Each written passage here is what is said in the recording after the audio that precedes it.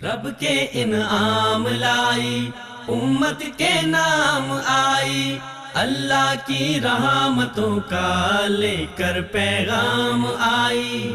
عید الاضحیٰ مبارک، عید الاضحیٰ مبارک۔ بسم اللہ الرحمن الرحیم۔ السلام علیکم ناظرین، امید ہے آپ سب لوگ خیریت سے ہوں گے۔ پیغام ٹی وی کی اسپیشل ٹرانسمیشن میں ہم آپ کو خوش آمدید کہتے ہیں۔ آپ کا میزبان ڈاکٹر تنویر قاسم آپ کی خدمت میں حاضر ہے۔ ناظرین، عید کے ایام چل رہے ہیں اور عید الاضحیٰ کے موقع پہ یقیناً زیادہ جو ایکٹیویٹی ہوتی ہے وہ کھانے پینے سے ریلیٹڈ ہے، اور عید کی ان خوشیوں کے ماحول میں ہماری کوشش ہوتی ہے کہ ہم بھی آپ کے ساتھ پارٹیسپیٹ کریں اور آپ کے ساتھ ایسی انفارمیشن شیئر کریں جس کا تعلق ایام کے ساتھ ہے، خاص طور پر ان ایام کے ساتھ ہے۔ اور اس کے ساتھ ساتھ ہماری یہ بھی کوشش ہوتی ہے کہ آپ کے ساتھ ایک ایسی شخصیات ملائی جائیں اور ایسی شخصیات کا آپ کے ساتھ گفتگو کے تناظر میں ایک ہم کلام ہونے کا موقع ملے جو نہایت ہی ایک فیمس ہوں عالمی سطح پہ، ملکی سطح پہ، اور ان کی شخصیت علم کے ساتھ اور سماجی ایک خدمات کے ساتھ اور صحافت کے ساتھ، سیاست کے ساتھ، دین کے ساتھ، تبلیغ کے ساتھ۔ تو اس موقع پہ ہم نے کوشش کی ہے کہ ایسی شخصیات کا انتخاب کیا جائے جو ہمارے ساتھ نہ صرف ایسی معلومات شیئر کریں، اور خاص طور پر وہ عالمی سطح پہ جو دو ایک ممالک ہیں، خاص طور پر جو برطانیہ ہے اور پاکستان ہے، ان کے جو مسلمانوں کی جو ایک خوشیوں کے موقع پہ خاص ایکٹیویٹی ہوتی ہے وہ بھی آپ کے ساتھ ہم شیئر کریں۔ تو اس لحاظ سے ہم نے آج دعوت دی ہے ایک معروف سماجی علمی شخصیت جناب طٰہٰ قریشی صاحب جو برطانیہ سے پاکستان میں تشریف لائے ہیں۔ تو جناب طٰہٰ قریشی صاحب، ہم آپ کو بہت خوش آمدید کہتے ہیں، آپ کے ٹائم کا بہت شکریہ۔ اور ان کے ہمراہ رانا شفیق خان پسروری صاحب ہیں جو کسی تعارف کی محتاج شخصیت نہیں ہیں، اسلامی نظریاتی کونسل کے آپ ممبر رہے ہیں اور بیسیوں کتابوں کے آپ مصنف ہیں، کالم نگار ہیں، بے باک خطیب ہیں، اور بہت ہی حوالے ہیں ان کی شخصیت کے ساتھ جڑے ہوئے۔ انشاءاللہ ان کو بھی ہم شامل گفتگو کریں گے۔ رانا صاحب، بہت شکریہ آپ کے ٹائم کا بھی شکریہ۔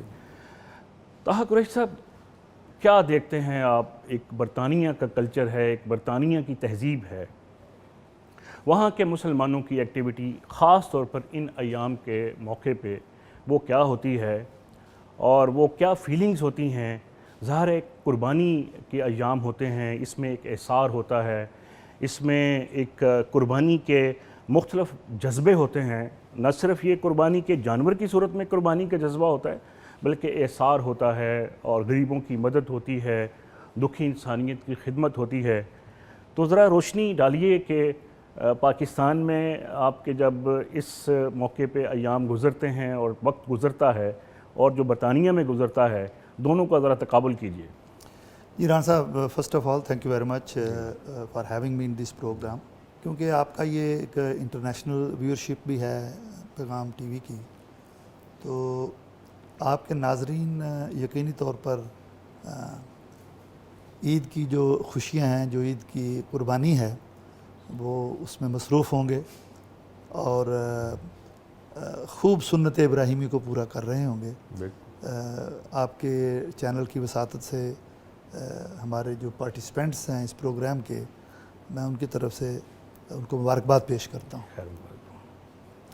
ماشاءاللہ آپ نے انتہائی ایک اہم موضوع اٹھایا ہے، اور یہ جو کمپیریٹیو انالیسز ہے پاکستان کا اور یو کے کا، اس وقت ہم تقریباً 2 ملین کے قریب وہاں پر بستے ہیں جی مسلمان، اور وہاں قربانی بھی کی جاتی ہے، لیکن دن بدن وہاں کے ماحول میں بھی تناؤ پیدا ہوتا جا رہا ہے، اور کچھ جو وہاں کی جو انڈیجنس پاپولیشن ہے وہ اس پر اعتراض کرتی ہے کہ جی یہ جانوروں کو ذبح کرنا یہ ظلم ہے، تصور پایا جاتا ہے۔ جی ہاں، یہ ایک وہاں مطلب ہے کہ کچھ لمیٹڈ سی تعداد میں لوگ ہیں لیکن وہ شور بہت مچاتے ہیں۔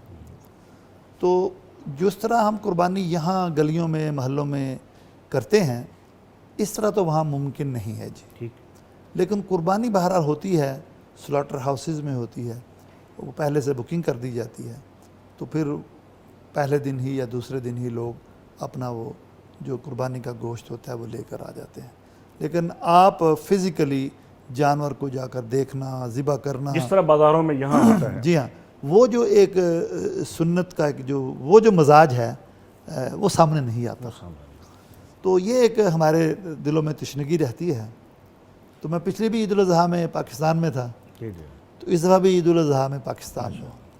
تو میں وہ جو ایک جانور کو ٹچ کرنا، اس فیلنگ کو اپنے دل میں لانا اور اپنے آپ کو یہ ریمائنڈ کروانا کہ وہ بھی کیا سما ہوگا، کیا بات، کیا صورتحال ہوگی جب سیدنا ابراہیم علیہ السلام سیدنا اسماعیل علیہ السلام کو لے کر گئے ہیں، تو اللہ تعالیٰ نے ان کی قربانی کو کیسے قبول فرمایا اور کس طرح پھر قربانی ہوئی، اور اس وقت باپ بیٹا کے جذبات و احساسات وہ کس ہائی لیول کے ہوں گے، تو فلی چارجڈ. تو یہ جو تصور ہے یہ میں سمجھتا ہوں کہ یہ ہمیں وہاں یو کے میں یا یورپ میں یہ تو ناممکن ہے. یعنی اس فضا سے آپ محروم ہیں، وہ جو خاص کیفیت پیدا ہوتی ہے. جی، وہ جو خاص ایک جو روحانی تسکین ملتی ہے، جو قلبی سکون ایک ملتا ہے کہ جی ہم نے اب ابراہیمی جو سنت ہے اس کو صحیح معنوں میں اس کو پورا کیا ہے. پھر آپ وہ گوشت غربا میں تقسیم کرتے ہیں، اپنے دوستوں کو دیتے ہیں، اپنے عزیز و اقارب کو دیتے ہیں. تو یہاں جو وہ تصور ہے، ایک مجمع لگا ہوتا ہے، گھر والے سارے اکٹھے ہیں اور آپ ذبح کر رہے ہیں، پھر گوشت کو تیار کر رہے ہیں. یہ جو ایکسپیرینس ہے یہ ہمارے بچے بھی وہاں ان کو بھی نہیں ملتا اور ہم بڑوں کو بھی وہاں نہیں. اچھا طاہا قریشی صاحب، آپ برٹش امپائر کے ممبر بھی ہیں، تو کیا وہاں ریاستی سطح پہ یا حکومتی سطح پہ کوئی ظاہری رکاوٹیں ہیں جو اس منظر سے وہاں لوگوں کو جس کی وجہ سے محروم ہونا پڑتا ہے؟ دیکھیے جی، کچھ حکومتی قوانین ہیں. آپ جو بھی کوئی آپ لیں گے جانور، اس کو سلاٹر ہاؤس سے باہر ذبح نہیں کر سکتے. That is the rule. تو وہ اس میں مسلمان ہوں یا غیر مسلم ہوں، وہ اس رول کو فالو کریں گے. اچھا، عید کے ایام کے علاوہ روٹین میں لوگ ظاہر ہے گوشت تو کھاتے ہیں اور ذبح بھی ہوتا ہے، سلاٹر ہاؤس میں جاتا ہے. آپ نے جو بات یہ کی کہ وہاں پہ جانوروں کے حقوق کے تناظر میں کچھ لوگوں کے ہاں ایسے تصورات پائے جاتے ہیں کہ وہ اس کو پسند نہیں کرتے، تو کیا باقی ایام میں بھی جانوروں کو نہیں ذبح کیا جاتا سلاٹر ہاؤس میں؟ جی ہاں، وہاں ایک مخصوص سا طبقہ ہے جو کہ ریلیجس جو ریچولز ہیں، مثلاً بچوں کی آپ نے رسم گل تراشی کرنی ہے، سنتیں کرنی ہیں ان کی، یا جانور کو ذبح کرنا ہے یا گوشت کھانا ہے، تو وہ اس کو سمجھتے ہیں کہ جی یہ کرویلٹی ہے، ٹھیک ہے، یہ بچے کے ساتھ زیادتی ہے، آپ کیوں کرتے ہیں. تو لیکن کیونکہ جو وہاں کے جوئش کمیونٹی ہے وہ بھی رسم گل تراشی بچوں کی کرتے ہیں، کچھ قدرے مشترک ہیں. ہاں، تو اس لیے جو حلال گوشت ہے ان کے ہاں بھی حلال ٹائپ کا گوشت ہوتا ہے، ذبیحہ کا گوشت کھاتے جی ہاں، وہ بھی بالکل کوشر فوڈ جو ہوتی ہے وہ کھاتے ہیں. تو اس لیے مسلمانوں کی اس میں بچت ہو جاتی ہے، کیونکہ جوئش کمیونٹی کو وہاں کو نہیں ہاتھ لگاتا. وہ ہم سے جو ہے نا جی بہت کم ہے، تقریباً وہ 500,000 ہے، 500,000 ہے تقریباً، جبکہ ہم 2 ملین ہیں. لیکن ان کا جو 500,000 ہے، 5 لاکھ ان کے جو لوگ ہیں، وہ ہم سے کہیں زیادہ طاقتور ہیں. تو جہاں کہیں ان کے اور ہمارے مفادات مشترکہ ہوتے ہیں تو پھر ریلیف مل جاتا ہے، وہ وہی جا کے لڑ لیتے ہیں، پھر ان کو ہاتھ نہیں لگا سکتے. اچھا طاہر صاحب، انٹرنیشنل ریلیشنز ڈیولپمنٹ کے فورم پہ بھی آپ کی بڑی خدمات ہیں، تو پاک برطانیہ جو ریلیشنز ہیں وہ کیا سمجھتے ہیں کہ اس میں کوئی مستقبل میں بزنس ایک پوائنٹ آف ویو سے اور ایک سوشل ریلیشن کے حوالے سے برطانوی حکومت کی سطح پہ یا پاکستانی حکومت کی سطح پہ کوئی ایسے منصوبہ جات، کوئی ایسی اسکیمیں یا کوئی ایسا لاہ عمل جس سے ہمارے تعلقات میں مزید بہتری پیدا ہو اور ہم مزید ایک دوسرے کے جو عالمی تناظر میں جو چیلنجز ہیں اس کے ہم، جس میں انٹرفیتھ ڈائلاگ بھی آ جاتا ہے، بین المذاہب ہم آہنگی بھی آ جاتی ہے، تو اس سطح پہ آپ کی کنٹریبیوشن کیا ہے اس فورم کے تحت؟ یہ آپ نے جو سوالات کیے ہیں یہ سوالات کا ایک مجموعہ ہے، تو میں کوشش کروں گا کہ ایک ایک سوال کو، کیونکہ ہم زیادہ سے زیادہ مستفید ہونا چاہتے ہیں آپ. جی ایک ایک سوال کو ہم لیں جو بین المذاہب ہم آہنگی ہے، بین المسالک ہم آہنگی ہے. اور میرا زیادہ جو پیس ڈائلاگ ہے forum for international relations development you کے لیے، وہ انٹرنیشنل لیول پر بھی ہے.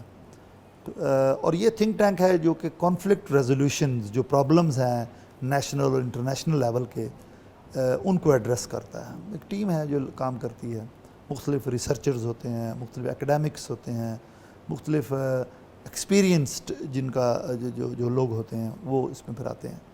تو میں ابھی افغانستان گیا مثال کے طور پر، تو جو ڈاکٹر عبداللہ تھے ان سے ہماری میٹنگ ہوئی، جو ابراہیمی صاحب تھے اسپیکر اسمبلی کے ان سے میٹنگ ہوئی. پھر پاکستان اور افغانستان کے جو جنرلز اور ان کی جو پولیٹیشنز اور ان کے ایمبیسڈرز، ان کا میڈیا، تو یہ centre for research and security studies کے تحت وہاں پروگرام ہوئے. تو میں وہاں گیا، اس کانفرنس کی صدارت کی وہاں پر. پھر پاکستان اسلام آباد میں سرینا میں وہاں اس کانفرنس کی صدارت کی. تو پیس پروسیس تو جی وہ ایک ایسی چیز ہے جو میرے دل کے بہت قریب ہے، خاص طور پر 9/11 کے بعد اس کی بہت زیادہ. جی اصل میں جی 9/11 کا جو حادثہ ہے وہ تو ہوا 2001 میں. جی جی. ہم 99-2000 میں وہاں ایسے پروگرام کر رہے تھے. اچھا پہلے سے آپ جی ماشاءاللہ. ہم انگیج تھے کمیونٹیز کے ساتھ. مثال کے طور پر ہم نے 2000 میں ایک انگلش کی کانفرنس رکھی، the role of masks in the development of local communities. Good. تو اب مقامی آبادی کی ترقی میں مساجد کا کردار، اب اس میں گورے بھی تھے، ہمارے پاکستان کے ہائی کمشنر تھے پروفیسر اکبر ایس احمد، اس میں ہمارے ایئر 2000 کے یورپین سائنس ایوارڈ جن کو ملا ہوا تھا وہ بھی تھے، ہماری وزیر بھی تھی ایک وہاں کی، اس طرح ضلع ناظم جو ہوتے ہیں وہ بھی تھے، اور کافی پڑھے لکھے لوگ دوسرے بھی تھے. تو اب یہ دیکھا جاتا ہے کہ جی گورے یہ کیسے ان کو ہم باور کروائیں کہ جی مساجد آپ کی ترقی میں کردار ادا کر سکتی ہیں. تو یہ ایک بڑا اچھا ایک ایجوکیشنل پروگرام تھا. اس کے بعد ہم نے the role of religions in diminishing terrorism. اب مذاہب کا جو کردار ہے دہشت گردی کے خاتمے میں، وہ ہمیں بتانا ہوگا لوگوں کو کہ اسلام تو دہشت گردی کی تعلیم نہیں دیتا ہے، نہ اس کو پروموٹ کرتا ہے، نہ اس کو کنڈون کرتا ہے، اس کو کنڈیم کرتا ہے الٹا اسلام. تو وہ ہم اس طرح کی کانفرنسز کر کے لوگوں میں کراس پارٹی پارلیمنٹیرینز کو بلاتے ہیں، پھر ان کو اس چیز کا احساس دلاتے ہیں کہ دیکھیے آپ اسلام کو ایک بحثیت مذہب اس طرح اگر آپ کارنر کر دیں گے تو پاکستانی کمیونٹی ہے یا کوئی بھی مسلم کمیونٹی کے ممبرز ہیں تو وہ اپنے آپ کو تھریٹن فیل کریں گے، اور پھر ان کے اندر ایک ایسا نیگیٹو رجحان پیدا ہو جائے گا، نیگیٹو ٹرینڈز پیدا ہو جائیں گے کہ وہ آپ کے ساتھ تعاون نہیں کریں گے. اور اسی طرح جو کچھ نوجوان لڑکے پکڑے گئے دہشت گردی میں، تو پھر ہماری وزیر اعظم سے بھی، وہاں کے جو منسٹرز تھے، وہاں کے جو چیف آف پولیس تھے، ان کے ساتھ میٹنگز ہوئیں. اب 17-18 سال کا نوجوان ہے، اس کو کیا پتہ ہے کہ مذہب کیا ہے اور سیاست کیا ہے اور بین الاقوامی سیاست کیا ہے اور اس کے پیچھے کس کا ہاتھ ہے. برین واشنگ ان کی ہاں جی مخصوص لوگ کر دیتے ہیں. تو ان کی ریہیبلیٹیشن کی جانی چاہیے. یہ نہیں کہ ان کو جیل میں ڈال دو اور چابی پھینک دو، ان کو باہر نکلوائیں، ان کو کسی ایسے ماحول میں لائیں جہاں وہ اپنے ذہن کی بات کر سکیں، جہاں ان کو نیگیٹیوٹی ملی ہے ان کو ایک پازیٹیوٹی بھی دی جا سکے، تو ان کی پھر ریہیبلیٹیشن کی جاتی ہے. تو پیس پروسیس جو ہمارا ہے اس کا فورم کے تحت، وہ بہت ہی اہم رول اس نے پلے کیا. ہم نے ایک پروگرام ڈیزائن کیا سٹاف کی ٹریننگ کے لیے بھی، جو ہائی سیکورٹی پریزنز ہیں، ان کی ایجنسیوں کے لوگ ہیں، ان کے اسکاٹ لینڈ یارڈ کے لوگ ہیں، ان کے پروبیشن سروس کے لوگ ہیں، ان کے لیے ہم نے ٹریننگ پروگرام تیار کیا جس میں ان کو پتہ چلے کہ مسلمانوں کے ساتھ انگیج کیسے کرنا ہے. ٹھیک. اچھا کوئی صاحب، بہت سی باتیں انشاءاللہ ہم آپ کے ساتھ کریں گے. رانا صاحب کو شامل گفتگو کرتے ہیں. جی جی جی جی. صاحب یہ قربانی کیا ہے؟ اور ہم اکثر سوشل میڈیا پہ اس طرح کی پوسٹیں دیکھتے ہیں کہ ضرورت اس امر کی ہے کہ ہم اپنی اناؤں کی قربانی بھی دیں. اس پہ ذرا روشنی ڈالیے. شکریہ. عید کے دن ہے اور الحمدللہ صرف عالم اسلام میں نہیں بلکہ پوری دنیا کے اندر جو مسلمان ہیں وہ اللہ کے حضور جانور ذبح کر کے اس بات کا اظہار کر رہے ہیں کہ ہمارے پاس جو کچھ ہے وہ ہمارے رب کا ہے اور اس کی رضا کے حصول کے لیے ہم اس کو قربان کرنے کے لیے تیار ہیں. یہ ایک باقاعدہ عبادت ہے قربانی جو ہے۔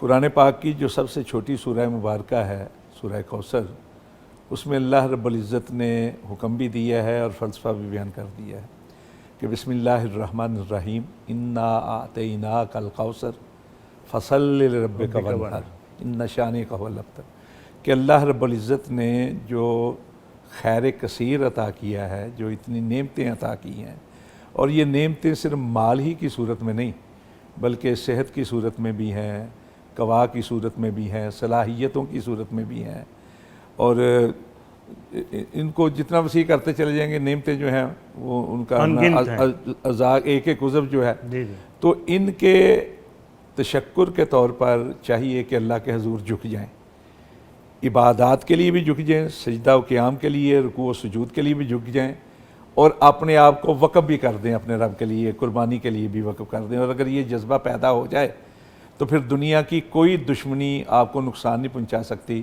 بلکہ ہر قسم کا دشمن جو ہے وہ ذلیل و خوار ہو کر رہ جائے گا۔ اچھا، اس میں فلسفہ جو ہے وہ یہ ہے کہ قربانی تو ہم کرتے ہیں نا صرف سال کے بعد، اور یہ وہ شخص کرتا ہے جس کے پاس سکت ہوتی ہے، استطاعت ہوتی ہے۔ اب جس کے پاس استطاعت نہیں، قربانی وہ بھی دیتا ہے، یا اس کے اندر بھی جذبہ جو ہے ابھارا جا سکتا ہے، اور وہ کس طرح دیتا ہے، وہ ایک عزم کرتا ہے، وہ ایک ارادہ کرتا ہے، وہ ذہنی طور پر تیار ہوتا ہے۔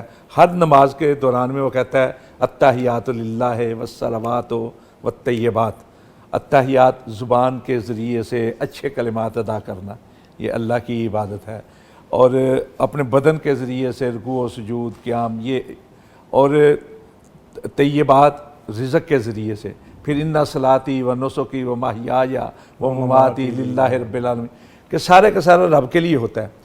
یہ جو موقع ہے، جس طرح قریشہ فرما رہے تھے، یہ موقع ہے در حقیقت دوسروں کے سامنے اسلام کی ایک بہترین تصویر رکھنے کا، اور تصویر یہ ہے کہ قربانی ہے در حقیقت اپنے آپ کو اظہار کے لیے تیار کرنا۔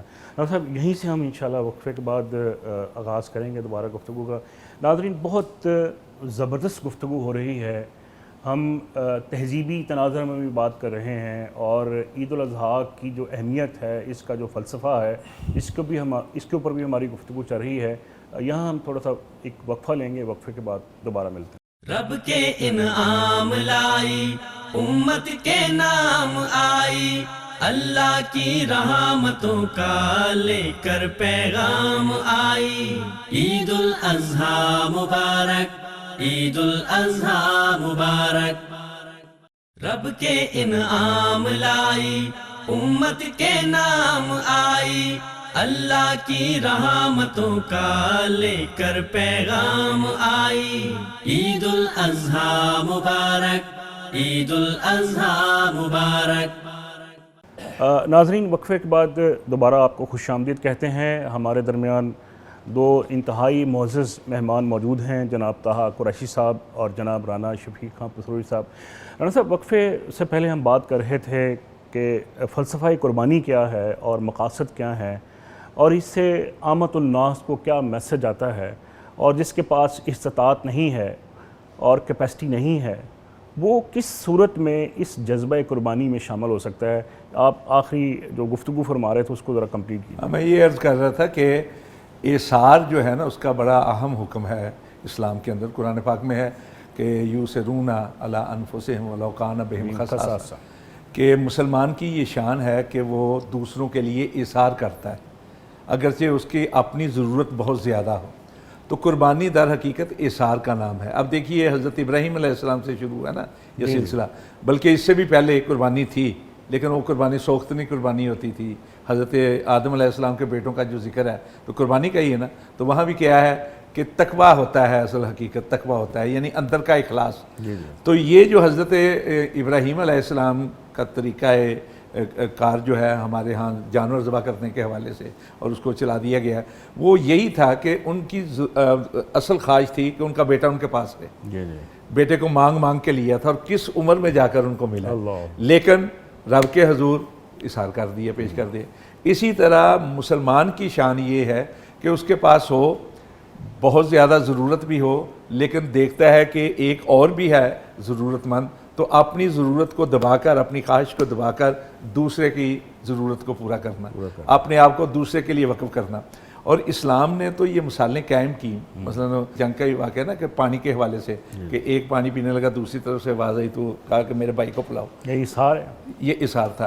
اسی طرح خدمات کے حوالے سے ہے. مثلا ہمیں رسول پاک صلی اللہ علیہ وسلم کی احادیث ملتی ہیں کہ جب دو واقعات ہیں، ایک بدکار عورت کا، ایک بدکار مرد کا، کہ جنہوں نے ایک کتے کو پانی پلایا، ان کی پیاس کو کتے کا، حالانکہ ہمارے ہاں کتے کو نفرت کے طور پر دیکھا جاتا ہے لیکن اللہ کی مخلوق ہے، ادا پسند آ گئی اللہ. ہاں اس کی اپنا خدمت کرنا یا اس کے لیے اس کی جو ضرورت ہے اس کو پورا کرنے کی وجہ سے بدکار ترین ہونے کے باوجود اللہ رب العزت نے معاف کر دیا. تو قربانی جو دیتے ہیں ہم، جانور ذبح کرتے ہیں، تو وہ بھی یہی ہوتا ہے کہ ہم اپنے کھانے کے لیے، اپنے لذت کام و دہن کے لیے نہیں، بلکہ اس کو بھی ہم دوسروں کے لیے پیش کرتے ہیں، بانٹتے ہیں. لیکن ایک شخص ہے جس کے پاس ہے ہی نہیں، سکت ہی نہیں، جی جی، تو وہ اپنا جو ہے نا جہاں تک ممکن ہو اس کے اندر. مثلا اللہ کے نبی صلی اللہ علیہ وسلم نے جب یہ قربانی کی تاکید کی اور تلقین کی تو ایک شخص نے کہا اللہ کے نبی میرے پاس تو کچھ نہیں قربانی، لیکن میں چاہتا ہوں کہ مجھے یہ ثواب ملے. ہاں ایک بکری ہے جو کسی نے مجھے دی تھی کہ میں اس کا دودھ جو ہے اپنے بچوں کو پلا دیا کروں، تو اب میں کیا کروں؟ تو اللہ کے نبی نے فرمایا تو ایسا کرنا، اپنی جامن عید کے اوپر کر لینا، تجھے ذالک تمام اضحیتک، اللہ تیری اس ادا کی وجہ سے اللہ رب العزت تجھے پوری قربانی کا ثواب دے گا. تو در حقیقت اپنے آپ کو اللہ اور اس کے رسول کے احکامات کے تابع کر لینے سے اور اپنے آپ کو اثار کے جذبے کے ساتھ تیار کر لینے سے اور دوسروں کا احساس کر لینے سے، دوسروں کا خیال رکھ لینے سے یہ قربانی کا ثواب ملے گا. اور اگر ایسا نہیں، محض آپ اپنی دولت کا اظہار کرتے ہیں، نمائش کرتے ہیں، نمود کرتے ہیں، ریاکاری سے کام لیتے ہیں، تو جتنے چاہے جانور ذبح کر لیں قربانی کا بہت اچھا. بھائی صاحب آپ ماشاءاللہ آپ نے ایک کتاب بھی تصنیف کی ہے امن عالم کے حوالے سے. اسلاموفوبیا ایک عالمی سطح پہ ایک سلگتا ہوا مسئلہ ہے. کیا آپ سمجھتے ہیں کہ اس کو کس طرح ڈیل کیا جائے اور عالمی طاقتیں اس کو کس طرح سمجھتی ہیں، ان کے تصورات کیا ہیں، اور اسلامی دنیا کو اس کا جو کاؤنٹر نیریٹو ہے وہ کیسے پیش کرنا چاہیے؟ اور یہ بھی بتائیے کہ اسلاموفوبیا اور مسلم فوبیا کیا یہ دو الگ الگ چیزیں ہیں؟ جی یہ بہت ہی اہم سوال ہے. میں تو اس کے بارے میں یوں کہوں گا جی، تقدیر کے قاضی کا یہ فتویٰ ہے ازل سے، ہے جرم ضعیفی کی سزا مرگ مفاجات. در حقیقت سلطنت عثمانیہ کا جو زوال آیا تو اس کے بعد پھر جو مسلمانوں کی صورتحال بنی ہے وہ کسی بھی طور پر اب دوبارہ پاؤں پر کھڑے ہونے کے قابل نہیں ہے. ٹھیک. نہ ہی ہمیں کوئی ایسی کوئی نشانیاں مل رہی ہیں، نہ کوئی ایسے اشارے مل رہے ہیں کہ کبھی یہ سوچا جا سکے کہ مستقبل قریب میں مسلمان پھر اپنے پاؤں پر ایک دفعہ کھڑے ہو جائیں گے. تو لہٰذا میرا تو جواب ابھی نفی میں ہے. یعنی آپ مایوس ہیں؟ نہیں، مایوسی نہیں ہے، یہ حقائق ہیں. حقائق. ٹھیک. مایوسی تو ویسے ہی میں اس کا قائل ہی نہیں ہوں، یہ ہیں حقائق. ٹھیک. تو قرآن نے بھی جب فرما دیا نا جی ان اللہ لا یغیر ما بقوم حتی یغیر ما بانفسہم، God helps those، اس قوم کی حالت نہیں بدلتی. God helps those who help themselves. خدا نے آج تک اس قوم کی حالت نہیں بدلی، نہ ہو جس کو خیال اپنی حالت کے بدلنے کا. یہ تو وہ ہیں جی جو حقائق ہیں ہمارے سامنے ہیں. جب تک ہم اپنی جو لیڈرشپ ہے اپنے اندر سے اس طرح کی لیڈرشپ کو پیدا نہیں کریں گے جو جیسے حضرت نے فرمایا کہ اثار کا جذبہ رکھتے ہو. اب اثار کا جذبہ تو ہماری لیڈرشپ میں ہے نہیں. ہر کوئی یہ سمجھتا ہے کہ فوج کام ٹھیک نہیں کر رہی ہے جبکہ ان کا اپنا ادارہ ٹھیک نہیں ہے. اچھا ایک دوسرے پہ الزام تراشیں اچھا گے. جو ججز ہیں وہ چلے جائیں گے پریزن کو دیکھنے کے لیے، اسپتال کو دیکھنے کے لیے. بھائی تم پہلے اپنی جوڈیشری کو تو ٹھیک کرو. لاکھوں کیسز پڑے ہیں ابھی تک، تو ان کو تو ٹھیک کر لو. تو جہاں جس ملک میں انصاف ڈور سٹیپ پر اویلیبل نہیں ہوگا وہ قومیں وہ ملک ترقی نہیں کر سکتے جی. ایک تو یہ بتانا چاہتا تھا میں. دوسرا آپ نے یہ کہا اسلاموفوبیا کے بارے میں. دیکھیے اسلاموفوبیا اس وقت ایک انٹرنیشنل فینومینا ہے جو کہ ڈیلیبریٹلی کریٹ کیا گیا فار اے اسپیسیفک ریزن. ٹھیک ہے, یعنی خود ساختہ ایک مفروضہ ہے. جی مفروضہ نہیں جی, حقیقت ہے اور اس کو کریٹ کیا گیا کریٹ کیا گیا ہے اور وہ حقیقت ہے. ٹھیک. یعنی ہمارے ملک کا وہاں وزیر اعظم ہے تو وہ بھی اسلامی لباس ہے, عورتیں برقع پہنتی ہیں تو کہتا ہے یہ لیٹر باکس کی طرح لگتی ہیں. توہین ہے. کسی یہودی کو کہہ کے دیکھتا ذرا, دوسرے دن اس کی وزارت عظمیٰ ختم ہو چکی ہوتی. بالکل ٹھیک. تو ہے جرم ضعیفی کی سزا. اسلاموفوبیا صرف لوور لیول پر نہیں ہے, right to the top level, prime ministers presidents تک اسلاموفوبیا ہے. ہمارے ڈونلڈ ٹرمپ تھے ان کا بھی حال دیکھیں, یعنی اقتدار سے محروم جی ان کو دیکھیں کہ اس کا کیا حال ہوا. اس نے کس طریقے سے اسلام کی, مسلمانوں کی, مسلمان ممالک کی توہین کی, دل آزاری کی. لیکن پھر ایک وقت آ گیا کہ اللہ کی پکڑ آ گئی اس کے اوپر. پھر اس کے وہی اپنے ہی قوم نے first time in the history of United States capital ہل جو ہے اس کے اوپر انہوں نے جا کے قبضہ کیا, بندے مارے, اٹیک کیا. وہ ٹیررزم کا ایکٹ تھا. اگر کسی ایک مسلمان نے کوئی چھری سے بھی کوئی چھوٹا سا حملہ ہو کیا ہوتا تو پوری دنیا میں یہ کہا جاتا کہ جی اسلام دہشت گرد ہے, مسلمان دہشت گرد. یہ کہاں سے آیا تھا؟ یہ جناب وہ پنڈی بھٹیاں سے آیا تھا. پنڈی بھٹیاں لاہور سے کتنا دور ہے جی؟ یہ کون سی مسجد میں جاتا تھا, کون سے مدرسے میں جاتا تھا؟ تو یہ اسلاموفوبیا کا جو ایک فینومینا ہے نا جی, اس کو کریٹ کیا گیا ہے after the disintegration of former Soviet Union. جب اس کی شکست و ریخت ہو گئی تو پھر جو آرم ڈیلرز ہیں, دیکھیں یہ تو دنیا چل رہی ہے آرم ڈیلرز کے سہارے. ٹھیک. جو بھی یونائٹڈ اسٹیٹس کا پریزیڈنٹ آتا ہے جب تک آرم ڈیلرز جو ہیں وہ اس کو سپورٹ نہیں کریں گے. ڈیلرز یا ہینڈلرز؟ ہاں جی ہاں, جو اسلحہ بنا رہے ہیں, بیچ رہے ہیں, ڈیلنگ کر رہے ہیں, تو اس وقت تک کوئی صدر نہیں بن سکتا ہے. اس ملک میں آپ دیکھیں کہ ایک بچہ 15 سال کا اٹھتا ہے, state of the art automatic machine gun اٹھاتا ہے, اسکول میں جاتا ہے 50 بچوں کو مار دیتا ہے, سنیما پہ جاتا ہے 100 بچوں کو مار دیتا ہے, بندوں کو مار دیتا ہے, سڑک پہ جاتا ہے وہاں جا کے 25-30 بندے زخمی جاتے ہیں. لیکن اس کے باوجود اسلحے پر پابندی نہیں لگتی ہے. نہیں لگتی. کیوں نہیں لگتی ہے؟ تو اس لیے کہ those people are very very powerful. اچھا صاحب, یہ ذرا تھوڑا سا ڈیفائن کرنا بڑا ضروری ہے کیونکہ تھوڑا سا میرا بھی اس سبجیکٹ سے تعلق ہے کہ انڈیویجول ایکٹ جو ہوتا ہے اس کو کسی مذہب کے ساتھ نتھی کرنے کی جو روش ہے یہ بڑی خوفناک ہے. مثلا اگر کوئی اچھا دونوں طرف سے یہ ایک انتہا پسندی والی ایک کیفیت ہے. مثلا نیوزی لینڈ میں ایک بندہ آیا, اس نے مسجد میں نمازیوں کو 50 بندہ مار دیا. ہم اس رد عمل میں کسی مسلم لیڈرشپ کی طرف سے یا کسی حکمران کی طرف سے اس کے مذہب کو نشانہ نہیں بنایا گیا, جبکہ دنیا میں اگر کچھ گمراہ لوگ اس طرح کی کسی ایکٹیویٹی میں شریک ہوتے ہیں وہ انڈیویجول کو نشانہ بنانے کی بجائے اس کے مذہب کو ٹارگٹ کیا جاتا ہے. کیا اس وقت اس تھیسس پہ کام کرنے کی ضرورت نہیں ہے کہ مسلم فوبیا کو اور اسلاموفوبیا کو الگ الگ تناظر میں دیکھنا چاہیے؟ مثلا شدت پسندی پوری دنیا میں ہے, کچھ ریجن میں زیادہ ہے, کچھ میں کم ہے. کیا کسی مسلم گروہ جو باغی ہے یا اس کی وہ عسکریت پسندی کے ساتھ تعلق ہے یا جہادی رجحانات ہیں اس کا کوئی ممبر اپنی ایک خاص برین واشنگ کی وجہ سے کوئی انڈیویجول ایکٹ کر دیتا ہے؟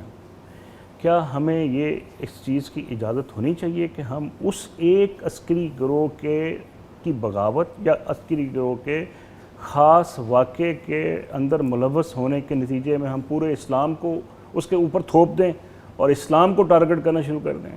کیا عالمی سطح آپ جس فورم پہ کام کر رہے ہیں کیا آپ نے اس کے اوپر کبھی آواز اٹھائی؟ بہت زیادہ جی. یہ میری جو بک میں نے ابھی دی ہے آپ کو, قیام امن اور اقوام عالم, اس پر یہ ریفرنس بک ہے, ہر چیز کا ریفرنس دیا ہے کہ کس طرح مغرب نے ملینز آف پیپل کو قتل و غارت گری ان کی کر دی ہے، فرسٹ ورلڈ وار سے پہلے بھی اور اس کے بعد بھی. اور اس کے بعد پھر جو سب ٹائٹل ہے بک کا وہ ہے عالم اسلام کی سسکتی ہوئی صورتحال کے تناظر میں. اب اس میں جو عراق میں ہوا ہے، افغانستان میں ہوا ہے، لیبیا میں ہوا ہے، شام میں ہوا ہے، اس کی جو پری وار جو ہسٹری ہے، سٹیٹس جو تھا اس کا جی ڈی پی وغیرہ، گراس ڈومیسٹک پروڈکٹ، اس کو دیکھا ہے کہ کتنا ہائی تھا، جنگ کے بعد وہ کتنا نیچے چلا گیا ہے، امن کتنا تباہ ہوا ہے اور کس طرح وہاں ڈسٹرکشن ہوئی ہے، کس طرح نوجوانوں کے جاب ختم ہو گئے ہیں، تعلیم ختم ہو گئی ہے. ڈیموکریسی تو افغانستان میں نہیں آئی، پھر ڈیموکریسی تو پھر لیبیا میں نہیں آئی، ڈیموکریسی تو پھر شام میں نہیں آئی. تو ان حکومتوں کو جا کر جو ہے چینج آف گورنمنٹ، یہ ہمارے ملک میں بڑا شور مچا ہے جی، چینج آف گورنمنٹ امریکہ کرنا چاہتا ہے. تو بھائی یہ آپ کو کس نے کہا کہ وہ نہیں چاہتا؟ امریکنز تو اوپنلی کہتے ہیں جی کہ ہم چینج آف رجیم چاہتے ہیں. جو لوگ بھی ہماری لائن کو ٹو نہیں کریں گے وہاں ہم رجیم کو چینج کر دیں گے، اور وہ کرتے ہیں، اعلانیہ کرتے ہیں.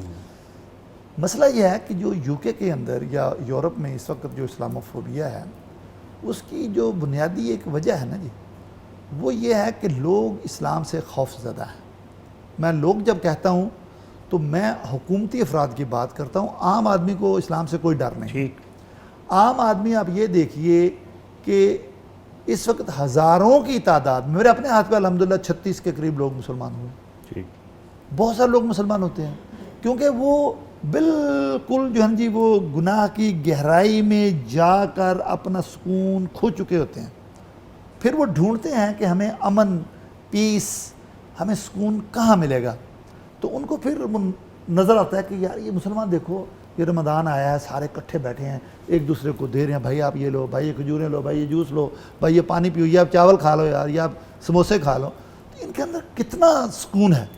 تو وہ لوگ 25% جو مسلمان ہوتے ہیں وہ عورتیں ہیں، جبکہ کہا یہ جاتا ہے کہ جی اسلام عورتوں کے اوپر ظلم کرتا ہے، ان کو سپریس کر کے رکھتا ہے، دبا کے رکھتا ہے. تو جتنا مرضی یہ پراپیگنڈا کر لیں، اللہ کی ذات تو پھر موجود ہے نا جی.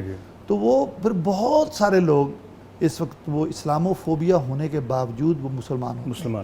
بھائی صاحب یہیں سے ہم گفتگو کا آغاز کریں گے، یہاں ایک تھوڑا سا وقفہ لیں گے. ناظرین وقفے کے بعد دوبارہ ملتے ہیں. رب کے انعام لائی، امت کے نام آئی، اللہ کی رحمتوں کا لے کر پیغام آئی. عید الاضحیٰ مبارک، عید الاضحیٰ مبارک. رب کے انعام لائی، امت کے نام آئی، اللہ کی رحمتوں کا لے کر پیغام آئی. عید الاضحیٰ مبارک، عید الاضحیٰ مبارک. ویلکم بیک ناظرین. ہم گفتگو کر رہے ہیں اپنے دو معزز مہمانوں سے، جناب طاہا قریشی صاحب اور رانا شفیق مسروری صاحب. عید کے ایام میں اگرچہ زیادہ رجحان یہی ہوتا ہے کہ ہم عید سے متعلقہ بات کریں، لیکن مہمان چونکہ ان کی جو بھرت ہے، ان کی جو حیثیت ہے، وہ ماشاءاللہ اس قد کاٹ کی ہے کہ ہم ان کی شخصیت سے جڑے ہوئے جو مسائل ہیں، ان کا جو ویژن ہے اور ان کا جو ایک علمی بیک گراؤنڈ ہے، برطانیہ میں رہتے ہوئے ہم کوشش کر رہے ہیں کہ زیادہ سے زیادہ ایسی معلومات آپ سے شیئر کریں جس کا تعلق آپ کی تہذیب کے ساتھ، آپ کی معاشرت کے ساتھ اور عالمی سیاست کے ساتھ جو نئے جو رجحانات پیدا ہو رہے ہیں، اس میں مسلم امہ کا کیا کردار ہے، مسلم معاشروں کو کیا کردار ادا کرنا چاہیے، اور پیس کے لیے علمی دنیا کے لوگوں کو کیا کام کرنا چاہیے، اسلامی دنیا کو کیا کام کرنا چاہیے.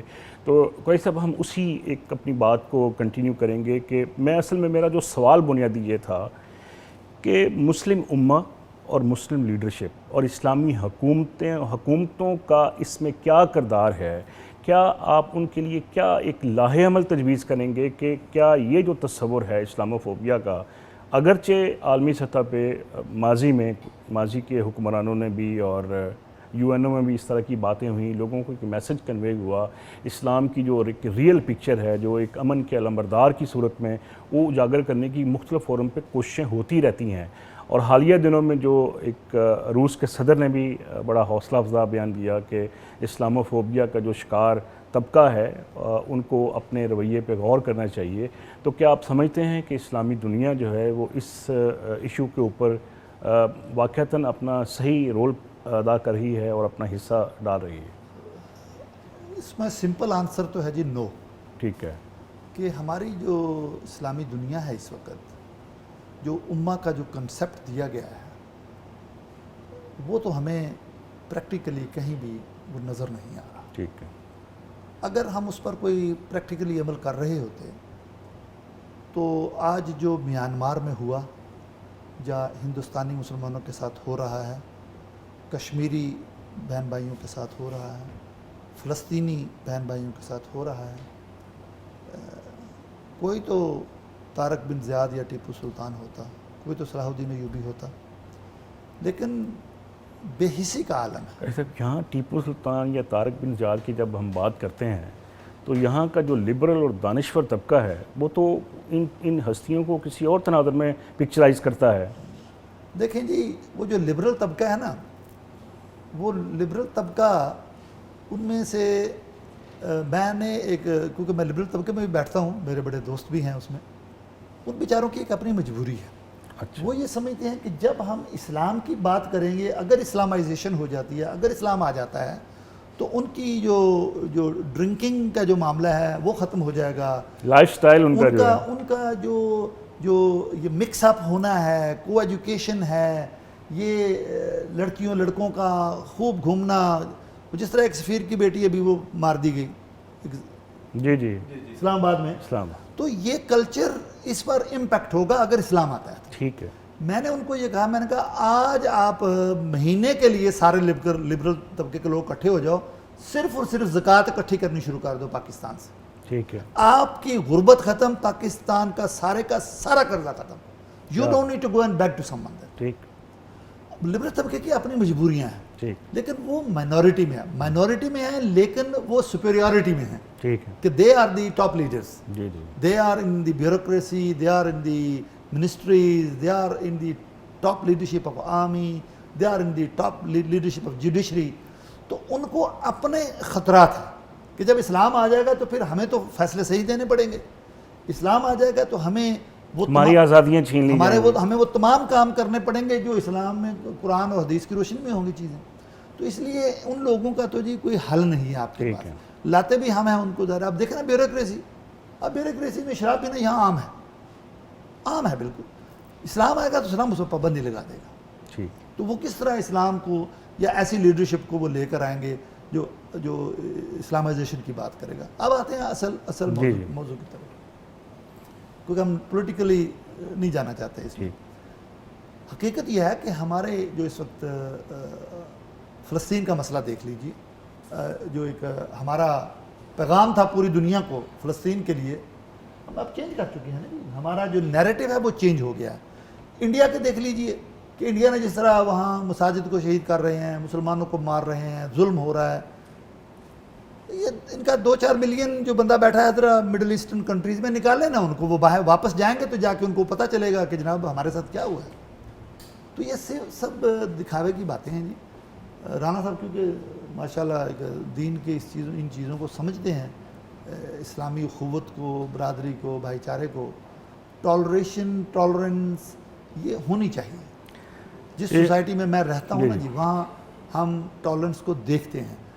کچھ برٹش لوگ ایسے ہوں گے جو کہ کالوں کو پسند نہیں کریں گے، مسلمانوں کو پسند نہیں کریں گے، لیکن اس کا یہ نہیں ہم کہہ سکتے کہ یہ انٹائر برٹش سوسائٹی اینٹی اسلام ہے، اینٹی مسلم نہیں، ایسے نہیں ہے. تو اسی طرح ہم ان کو وہ کہتے ہیں کہ دیکھو اگر مسلمانوں میں کوئی برا ایک بندہ نکل آتا ہے تو وہ اس سوسائٹی کا حصہ ہے.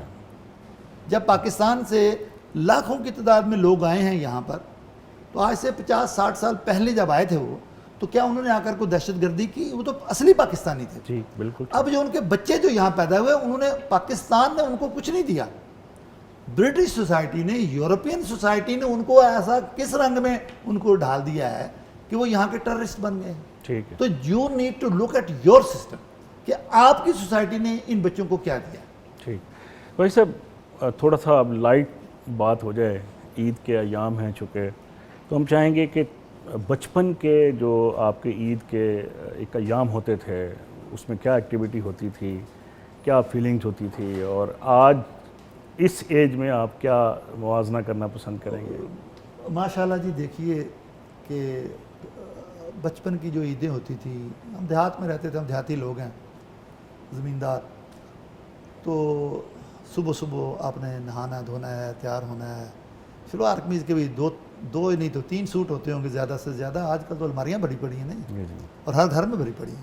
جوتے بھی ایک آدھا ہی ہوتا تھا، یہ نہیں ہوتے تھے کہ جی 50 جوتوں کے ڈیزائن پڑے ہیں آپ کے پاس. تو انہیں کو صاف ستھرا کر کے تیاری کر کے عید پر جانا ہے، آنا ہے، سب کو ملنا ہے، کھانا ہے، پینا ہے، قربانی کرنی ہے. لیکن جس طرح حضرت رانا صاحب نے فرمایا نا جی کہ جو فلسفہ ہے، یہ دیکھیے کہ جو ایک برابری کا، جو ایکویلٹی کا جو درس دیتا ہے یہ ایام جو مساوات کا جو پیغام دیتا ہے، یہ جو ایام ہے، یہ ایکویلٹی کا جو درس دیتا ہے. آپ اللہ سب کو لے جائے، جتنے بھی یہاں بیٹھے ہیں ہمارے اس موقع پہ، اس پروگرام میں جو ناظرین ہیں، اللہ سب کو حج پہ لے جائے. جی آمین. وہاں جا کے ایک عجیب منظر ہوتا ہے.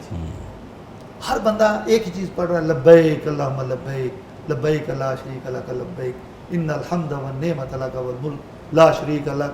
ہر بندے کی زبان پہ ہے. ایک قسم کا ڈریس ہے، اور کوئی امیر ہے غریب ہے، اس نے وہی 2 سفید چادریں لینی ہیں. بالکل. پھر ایام تشریق میں جو کچھ انہوں نے پڑھنا ہے، اللہ کی حمد و ثنا کرنی ہے، سب وہی کر رہے ہیں.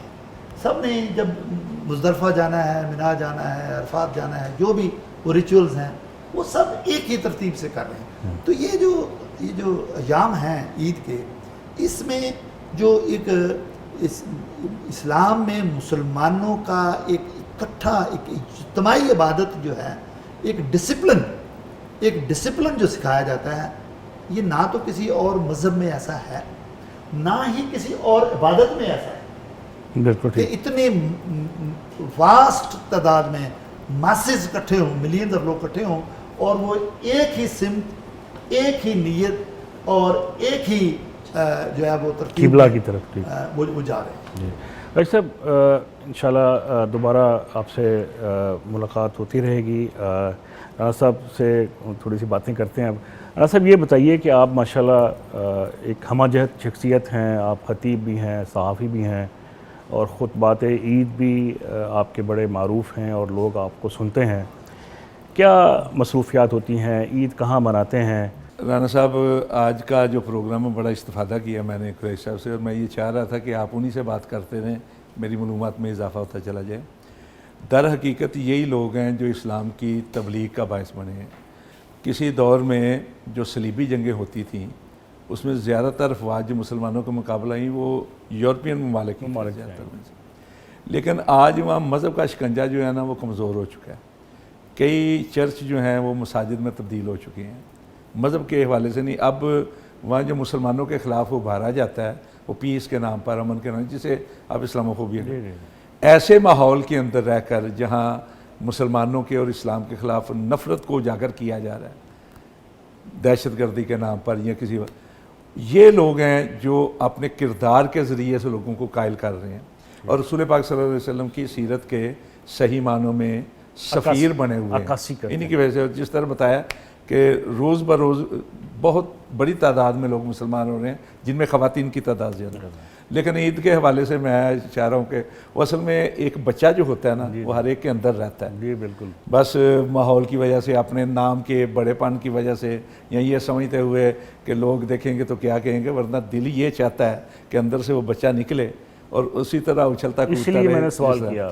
اب یہ جو غبارے پڑے ہوئے ہیں نا، ان کو دیکھ کے ہمیں بچپن یاد آتا ہے کہ وہ ہمارے اب جاتے تھے، پیسے ملتے تو جو وہ گیس والے غبارے ہوتے تھے وہ ہمارے ہاتھ میں پکڑا دیتے تھے، ذرا سا ہاتھ لوز ہوتا تھا غبارہ اوپر چلا جاتا. اس کو گیسی کبانا کہتے تھے، پکانا، گیسی پکانا. تو اب میرا دل چاہ رہا تھا کہ میں اٹھوں اور ان کے اوپر نا پاؤں مار مار کے نا ٹھا ٹھا کے باہر نکال دیں.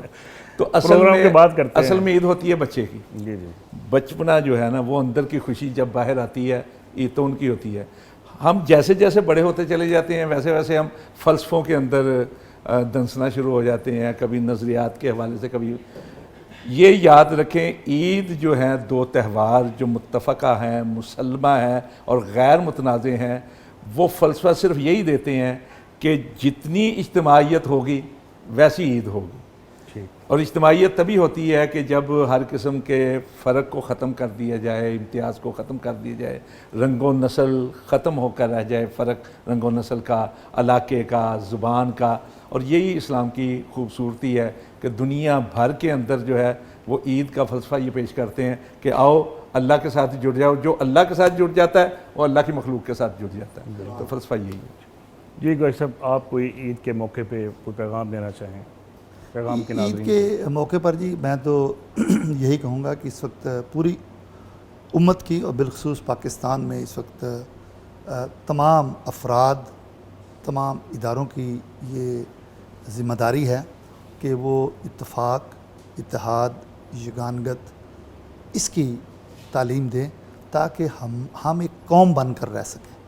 مختلف سیاسی پارٹیوں نے جو فضا پیدا کر دی ہے نا جی، یہ نفرتوں کی فضا، اس کو اب بار کرنا چاہیے.